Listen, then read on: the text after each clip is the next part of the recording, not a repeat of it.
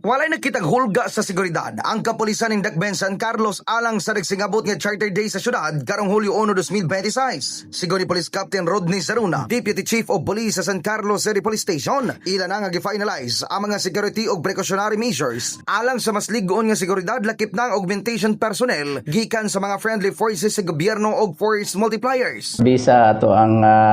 assessment, wala man tayo nakita nga mga threat bitaw nga consider nga ato lang gyapon diha ato ang malikawan ato ang kanabit mga petty crimes nga mahitabo mao man ato po nang ina-anticipate nga na mga wala ag mga personal nga gamit makawatan isa na sa atong ginatanaw nga ma-prevent nato. Ipahimangno sab si Zaruna sa publiko nga dublihon ang pag-amping batok sa mga kawatan nga posibleng mamiktima atol sa resgutang kasaulugan.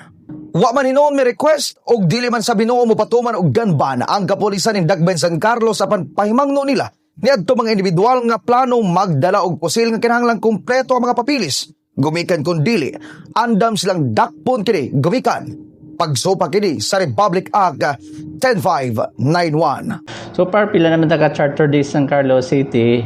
ang wala mamiga request o gun ban ang kanang liquor ban nga kuan depende sa atong local chief executive pero mostly good maumo na kay Charter Day daghang ginagmamaligya pud og kuan so lahat kami guidance ni Mayor although na siguro yung mga designated lang nga area nga